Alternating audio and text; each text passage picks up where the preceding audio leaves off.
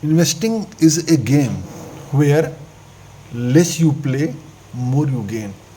इसका मतलब क्या हुआ कि निवेश जो इन्वेस्टमेंट जो होता है ना, एक तरह से खेल होता है जिसमें आप जितना ही कम खेलते हैं उतना ही बड़ा लाभ कमाते हैं।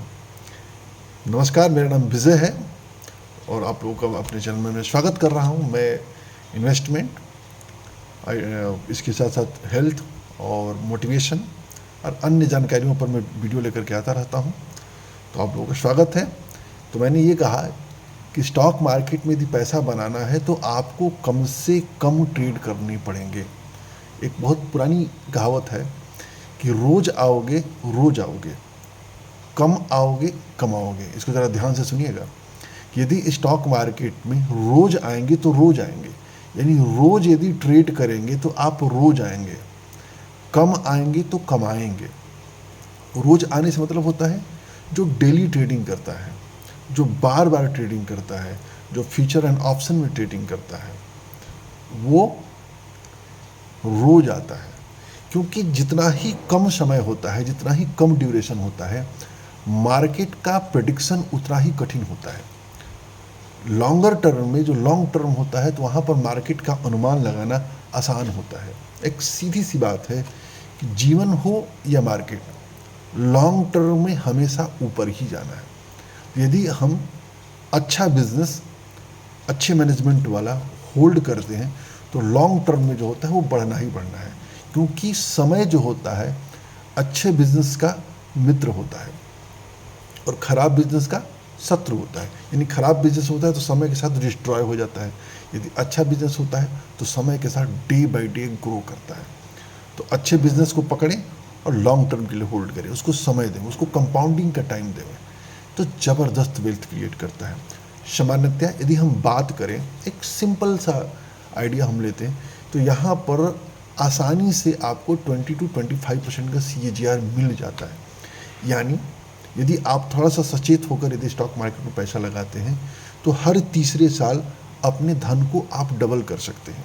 यदि मालूम चलता है कि यदि हम आज की डेट में 1 लाख रुपया लेकर के शुरुआत करते हैं 2022 में, तो 2025 में 2 लाख, 2028 में 4 लाख, 2031 में 8 लाख, 2034 में 16 लाख।